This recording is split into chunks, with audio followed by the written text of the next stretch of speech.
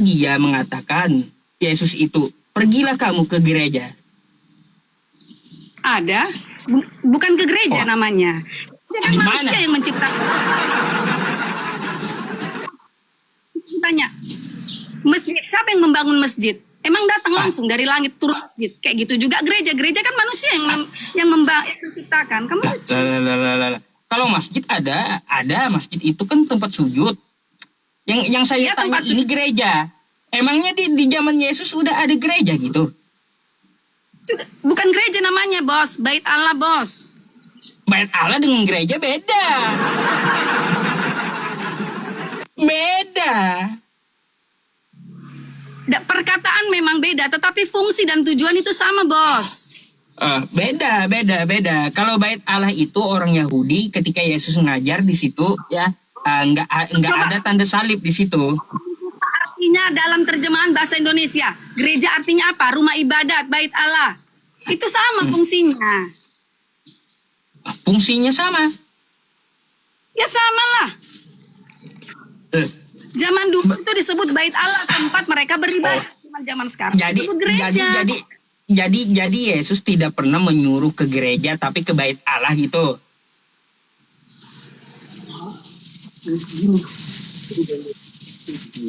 Nggak ada di gereja, tapi ini aku mau tunjukkan bentar ya. Di dalam kita ngobrol. Roma. Nggak ada langsung ditulis kamu pergi ke gereja. Nggak ada, bos. Nggak ada. Terus Anda ngikutin siapa ke gereja? Kitab ini adalah hal-hal yang terselami. Kalau kamu hanya baca satu perikop, kamu nggak akan ngerti. Seperti yang kamu bilang tadi. Saya udah tamat kitab Anda nih.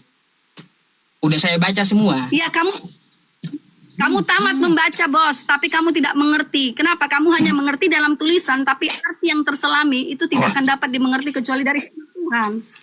Gampang, ini bahasa Indonesia saya lebih ngerti daripada pendetamu, Bu. Gampang. Hikmat manusia ini kecil di hadapan Tuhan. Manusia apalagi yang kamu ikuti dari Yesus? Tadi ke gereja tapi bangunannya nggak ada. Apalagi saya penasaran, katanya pengikut Yesus. Apalagi yang diajarkan Yesus kepada Anda gitu? Tempat kita, bos. Apalagi, Bu? Jangan kamu serupa dengan dunia ini. Jangan apa? Jangan kamu serupa dengan dunia ini. Itu aja ajarannya. Hanya ajarannya. Nanti kalau aku sebutkan satu persatu, kalau kamu cuma mau tahu, sayang sekali, tapi kamu harus lakukan. Lah, iyalah, kita kan mau tahu ya kayak gimana ya Kristen yang katanya mengikuti Yesus, apa saja yang diikuti dari Yesus, kan gitu kita pertanyakan. Sebaiknya dirincikan gitu. Roma 12 ayat 9. Roma 13. Jadi kitab Roma itu berbicara apa yang harus kita lakukan. Juga di Amsal. Bagaimana kita hidup. Ajaran Yesus bukan Roma, bukan. Roma itu surat Paulus. Saya nggak bicara Paulus. Yang kamu ikuti dari Yesus itu apa aja yang diajarkan Yesus? Kok malah ke Roma, malah ke Paulus? Bos, kamu yang sebut nama Paulus ya. Aku bilang baca di kitab.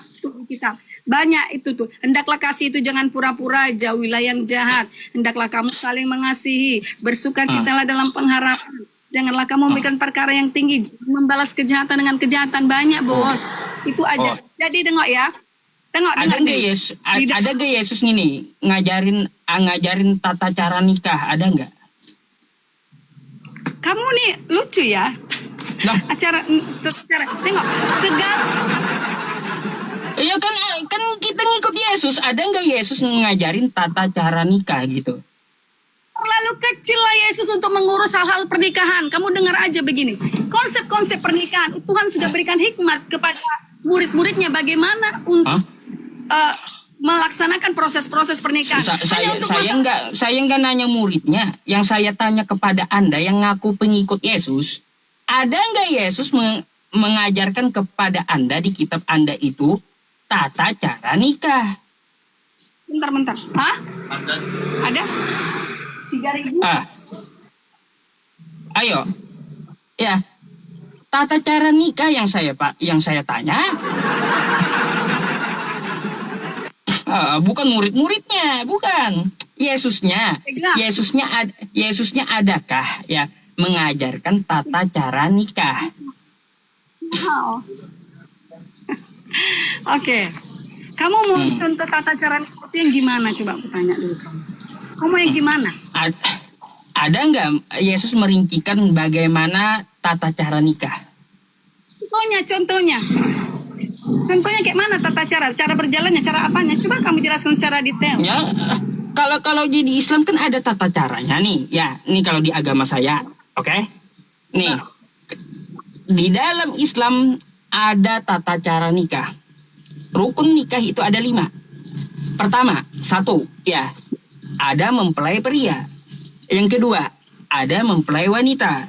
Yang ketiga, ada 2 orang saksi. Yang keempat, ada wali. Yang kelima, ada sigot, mahar dan akad. Nah, baru bisa diperlakukan pernikahan. Ada laki-lakinya, ada perempuannya. Nah, Yesus adakah mengajarkan tata cara nikah? Kalau secara terperinci yang kamu bilang itu tidak ada. Tapi kan Tuhan sudah memberikan Nggak ada. Nggak ada. Contoh, Lah kalaunya Tuhan kalian nggak ada ngajarin nikah, lalu kalian sekarang ini ngapain? Kumpul kebo gitu?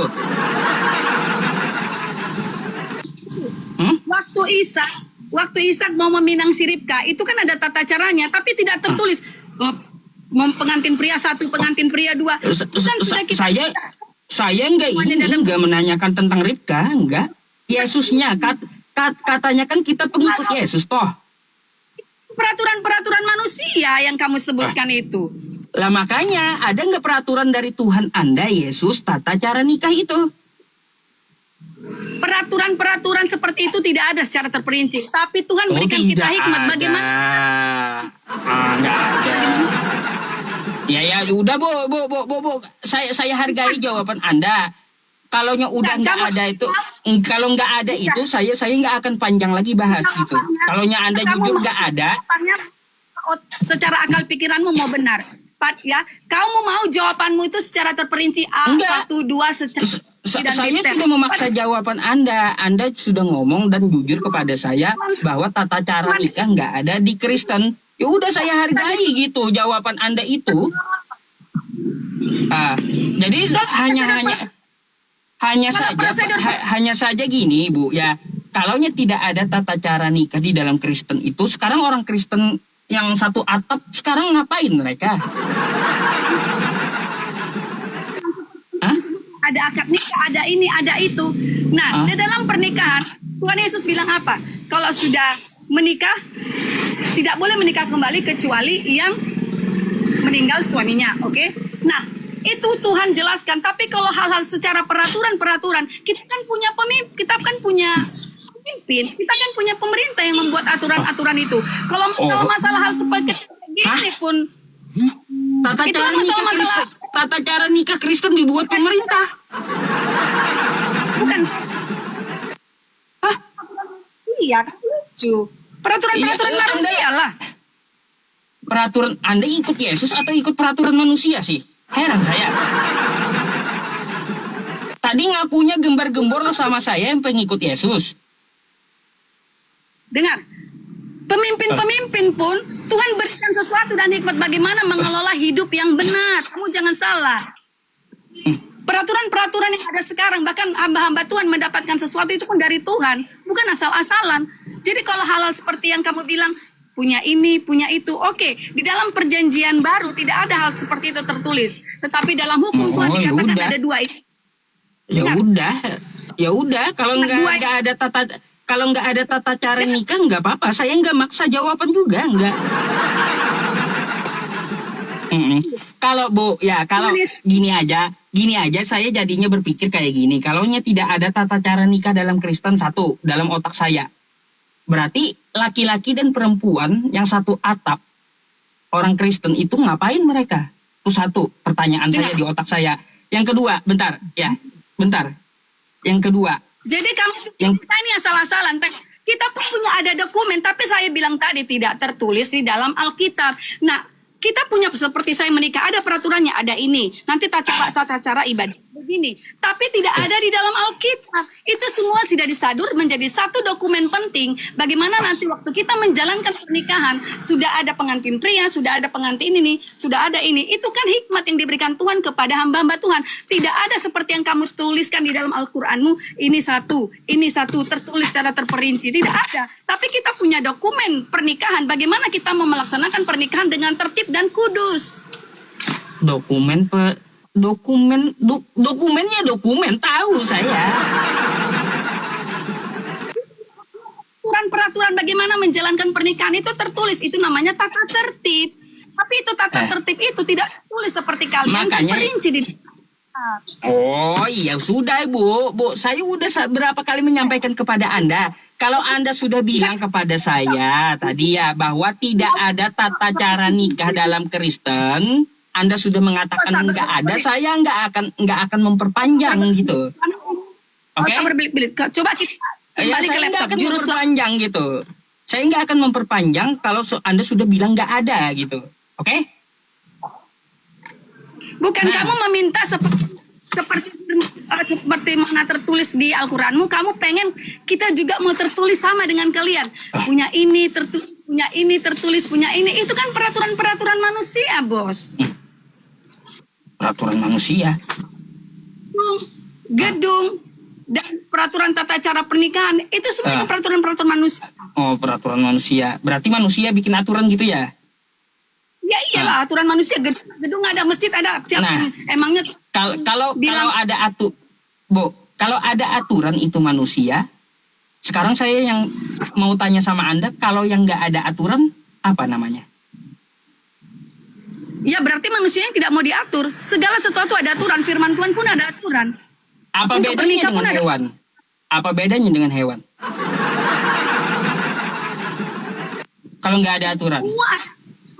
Cuman aturan kami tidak seperti terperinci kayak kalian. Kami juga punya aturan pernikahan, aturan kematian, gimana tata caranya pernikahan gini. Tata caranya ini. Tapi kami tidak tertulis seperti kalian, cara terperinci memberikan Tuhan hikmat. Dan ada contoh-contoh Alkitab dalam pernikahan-pernikahan, contohnya pernikahan Ishak dengan Ribka, pernikahan Yusuf dengan Lea, pernikahan Abraham dengan, semua ada contoh-contohnya, dan itu bisa kita teladani kemana yang benar. Tidak perlu terperinci, itu kan buatan manusia. Ya, Islam kata Ibu buatan manusia, aturan manusia. Baik, kita sebagai manusia mengakui ini aturan manusia. Sekarang saya mau tanya, kalau yang tidak punya aturan, yang gini Bu, Ustaz ya, tadi ngomong- tolong Anda jawab dulu, tolong Anda jawab. Jangan, coba dengarkan dulu, tolong Anda jawab. Kalau yang menurut Anda aturan ini adalah aturan manusia, nah saya mau bertanya sama Anda, ya. Bu, ya, kalau yang tidak punya aturan, apa bedanya dengan hewan gitu? Yang nggak punya aturan. Iya. Enggak, tadi kamu bilang tadi saya, kamu Dijawab, bilang Bu. saya Kalau yang nggak punya aturan, ya apa bedanya dengan hewan? Hewan kan nggak punya aturan, ya. apa hubungannya dengan yang kita bahas coba? Lah, Ya, kalau nggak ada kalau nggak ada tata cara atau aturan nikah, lalu gimana kita? Kan saya Gimana bilang kita? tadi setiap orang, kamu sendiri yang bilang tadi kalau yang nggak punya aturan, terserah mereka yang nggak punya aturan. Kalau kita punya aturan dan tata tertib, kamu sendiri yang berargumen. Kalau yang nggak punya aturan, jawab aja sendiri. Oh ya Jawab udah, aja sendiri. coba saya mau tahu tata cara atau aturannya apa itu? Apa aja? Contohnya tata aturan gimana? Lah, kan kata Anda ada tadi aturannya. Dan tapi kan saya bilang kamu nih bolak-balik. Saya bilang kita pun juga punya tata tertib bagaimana menjalankan pernikahan. Ya itu Tapi tidak tata tertib pernikahannya itu kayak gimana? Coba tolong jelaskan sama saya gitu. capek menjelaskannya ke kamu, soalnya kamu nanti akan berbelit-belit juga. Saya mau tahu, nggak tahu saya, baru tahu gitu. Saya nggak tahu serius. Ini disambung lidah kedua ini. Oh, Gini Pak Ustadz, ya kan? gimana? Ah, Hmm, Nah, Pak Ustadz nanya apa tadi? Tata cara? tata cara nikah kata saya.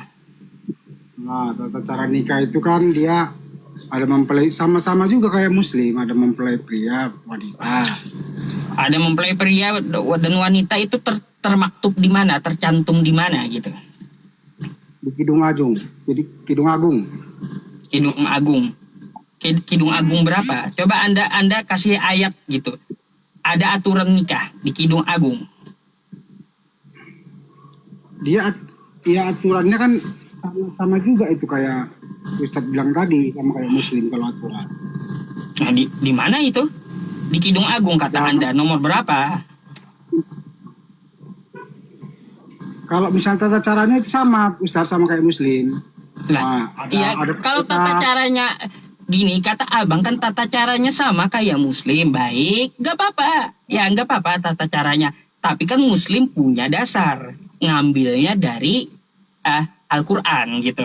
Nah, tata cara yang sama seperti Muslim ini di Kristen ini ngambil dasarnya itu dari mana?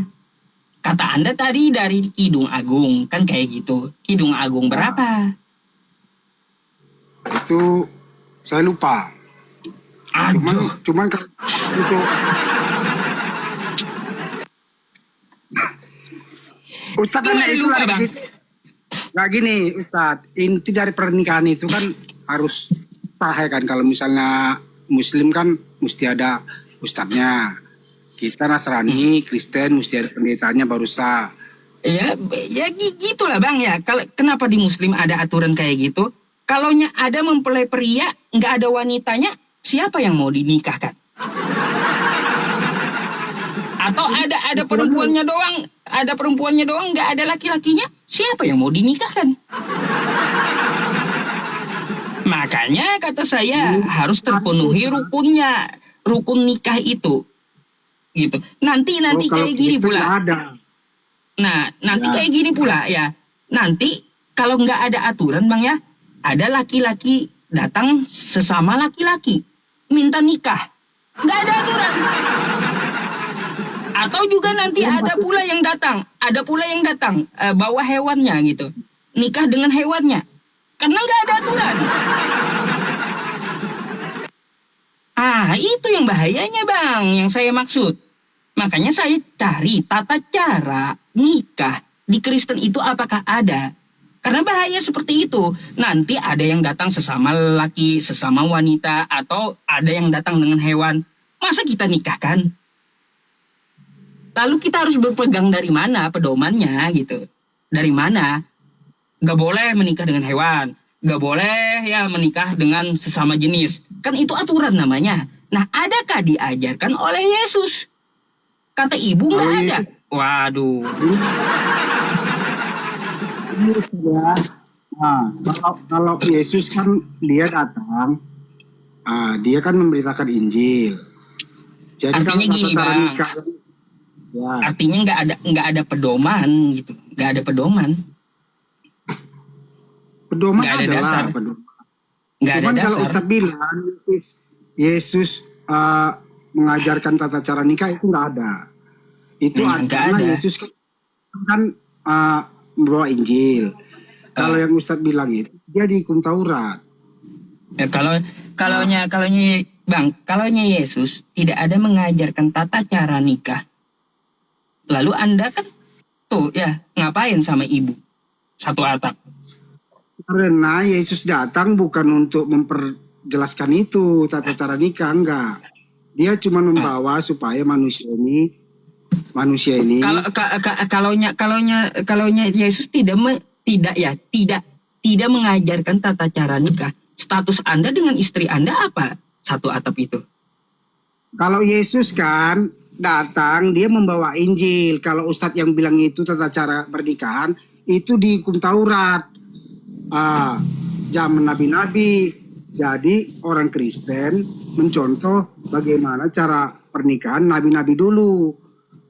Jadi kalau Yesus datang, dia nggak fokus ke pernikahan, tata cara ini, nggak. Dia cuma fokus, dia suruh manusia, kasihilah sesama manusia. karena di situ inti dari hukum Taurat. Ya udah saya nggak maksain jawaban dah bang ya. Terserah ente aja dah bang ya. Oke dah. Udah yang penting saya Gini. tahu gitu ya. Udah tahu kami gitu. Nggak ada aturan nikah dalam Kristen. Udah. Saya nggak Nikah akan pasti ada. memperpanjang lagi gitu. Kalau Ustaz tanya, Yesus datang memperjelas dengan rinci cara pernikahan itu nggak ada, karena Yesus bukan fokus ke situ.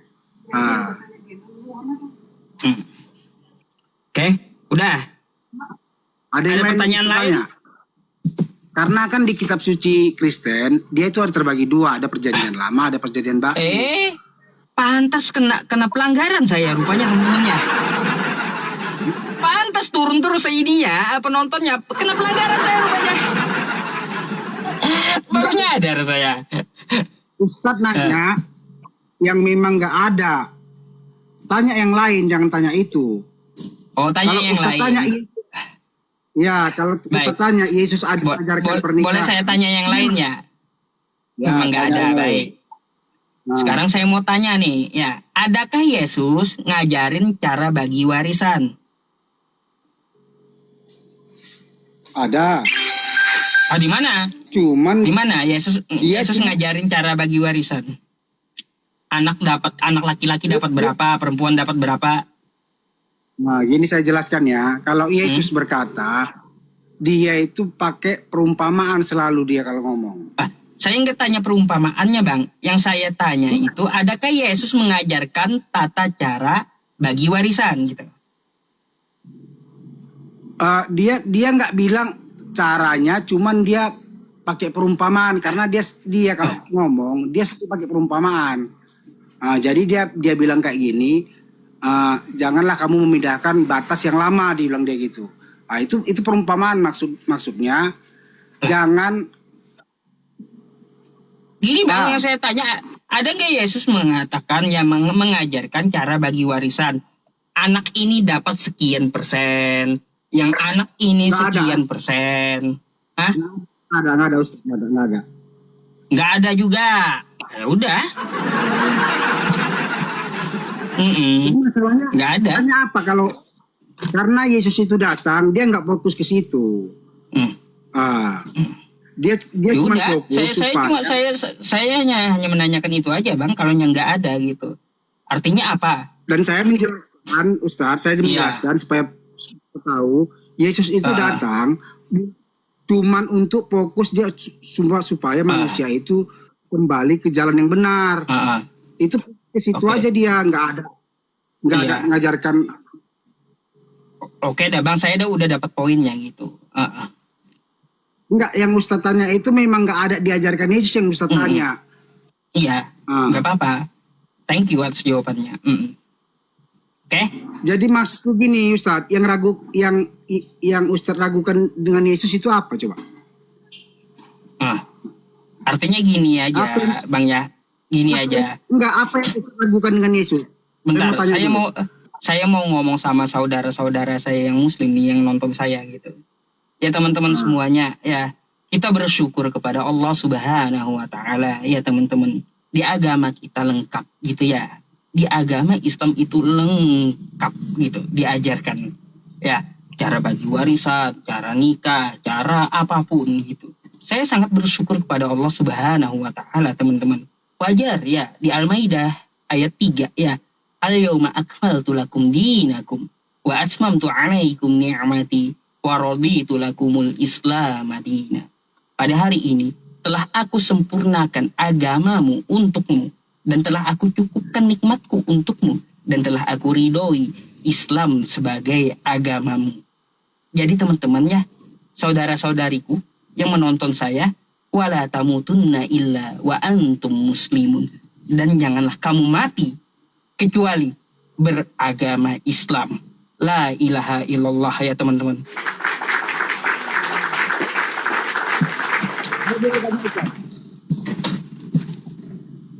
Saya boleh tanya ini sama Ustaz? Boleh? Ya, silakan. Nah, yang Ustaz ragukan dengan Yesus itu apa coba? Kalau namanya Tuhan itu Bang harus maha adil.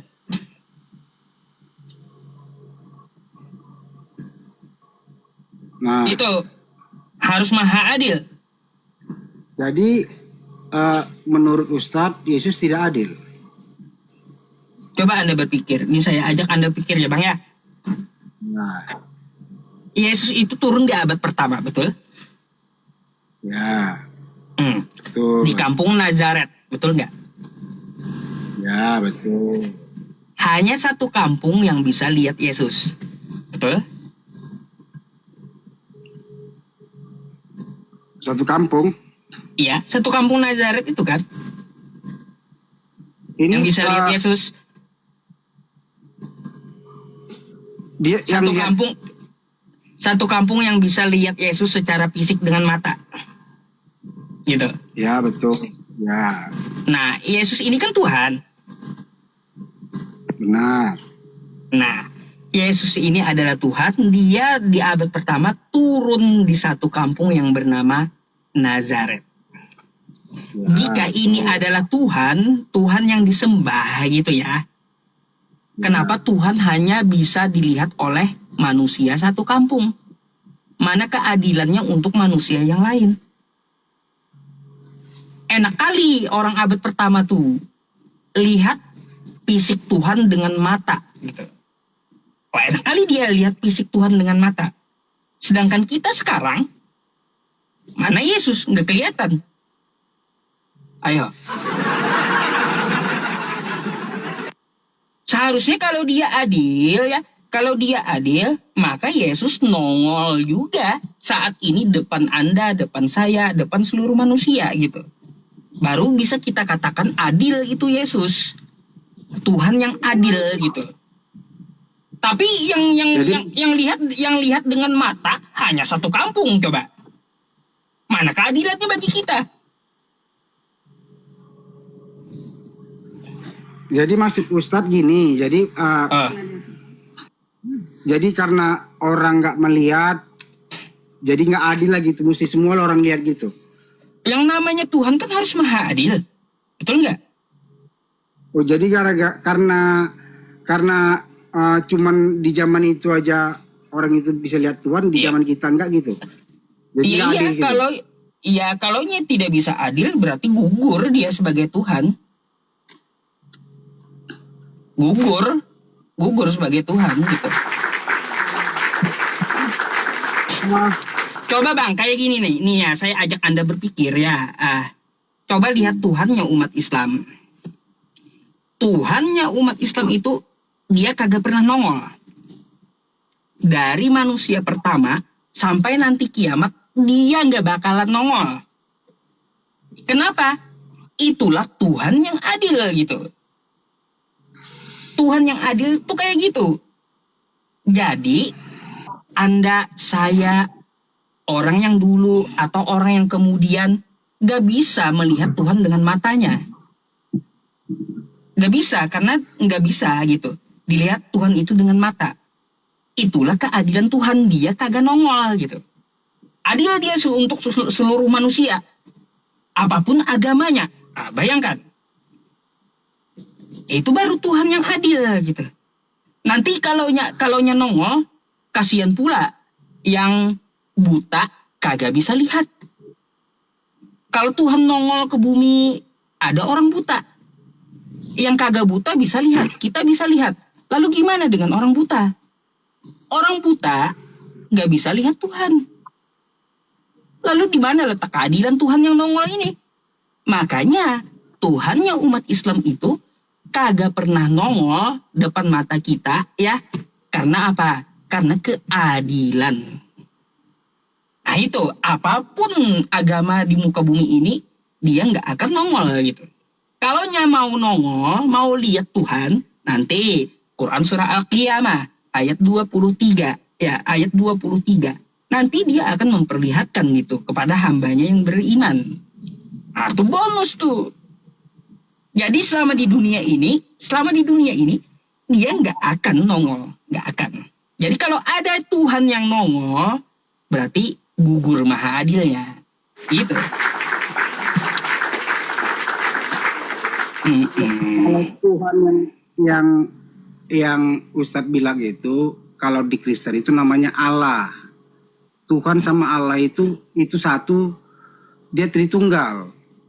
Jadi Nggak kalau pernah Yesus cuma firman, nggak pernah dia Yesus firman. ngajarin Tritunggal. Nggak pernah Yesus ngajarin Tritunggal, Bang. Yesus bilang, kalau kamu mengenal aku, kamu mengenal Bapa, bilangnya.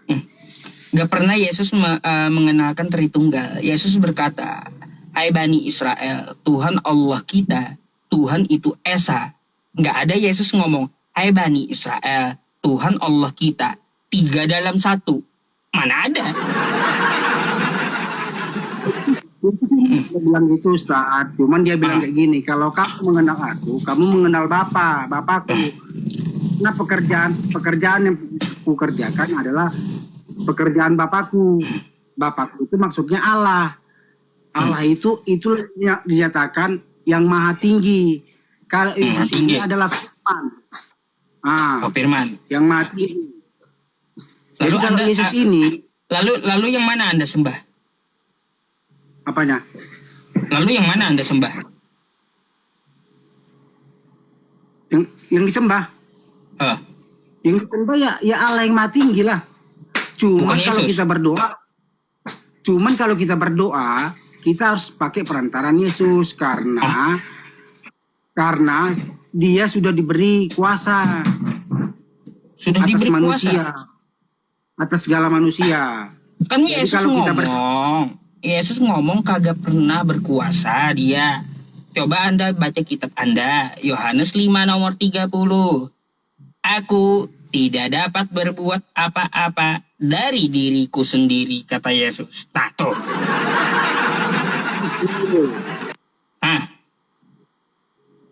Dia nggak bisa berbuat apa-apa kalau tidak kehendak Allah. Itu Ya maksudnya. berarti Yesus kagak punya kekuatan. Aku nggak punya kekuatan. Karena makanya Yesus bilang, aku datang diutus oleh Bapakku. Iya. Nah Bapakku itu Allah lah, Allah yang maha tinggi. Terus? Karena yang menciptakan Yesus ini Allah. Yesusnya kan nggak bisa berbuat apa-apa dari dirinya sendiri. Kalau tidak kehendak Bapa, makanya dibilang Yesus yang dikerjakan itu adalah kehendak Bapa. Jadi kalau kamu tidak mengenal aku, kamu tidak mengenal Bapa, bilangnya. Karena Bapa ada dalam aku ada dalam Bapa. Lalu kenapa Anda harus menyembah Tuhan yang nggak bisa apa-apa gitu loh? Yesus itu bukan disembah, udah. Fungsi Yesus itu karena dia udah dikasih kuasa atas Bapaknya sendiri. Itu Bapa itu adalah Allah, diberi kuasa untuk semua umat manusia ini. Jadi bingung saya Bang, bingung saya. Coba saya mau tanya sama muda ya, simpel-simpel aja jawabannya ya kayak gini. Bikin saya bingung jawaban Anda tuh. Saya mau tanya dulu. Yesus itu Tuhan atau bukan? Biar saya paham nih. Yesus itu Tuhan atau bukan? Ya Tuhan. Baik. Roh Kudus. Roh Kudus ini Tuhan atau bukan? Roh Kudus ini Tuhan juga. Tuhan, baik. Bapa yang di sorga Tuhan atau itu bukan? Allah. Tuhan ini juga. Tuhan juga. Ya. Ada berapa Tuhan? Kalau wujud Ustadz bilang satu. Hah? Satu Tuhan? Saya tanya, tadi kan kata Anda Yesus Tuhan, Roh Kudus Tuhan, Bapa di surga Tuhan. Saya mau tanya, ada berapa Tuhan? Gimana Ustadz? Ada berapa Tuhan? Iya. Kalau Tuhan cuma satu. Cuman namanya Tuhan. Satu? Namanya Tuhan ini.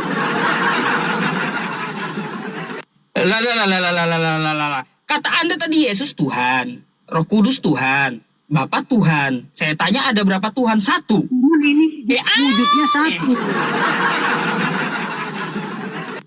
Macam mana teman-teman? Sekarang sama kayak manusia Ustadz, udah punya jiwa, raga dan roh. Kenapa kok bisa jadi satu? Waduh, waduh, waduh, waduh, waduh, waduh, waduh.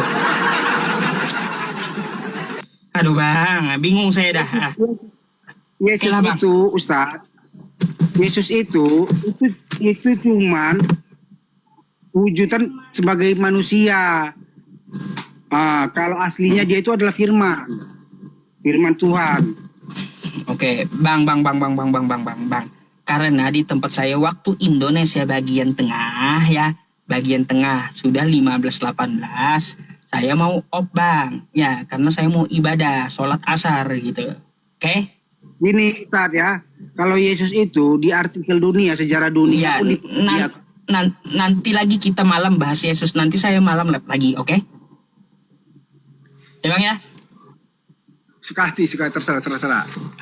Ya malam aja nanti kita bahas Yesusnya ya. Karena saya mau sholat di waktu Indonesia bagian tengah. Ya lebih penting sholat saya daripada Yesus gitu. Oke ya bang ya, nanti malam naik kembali, oke? Terima kasih bang.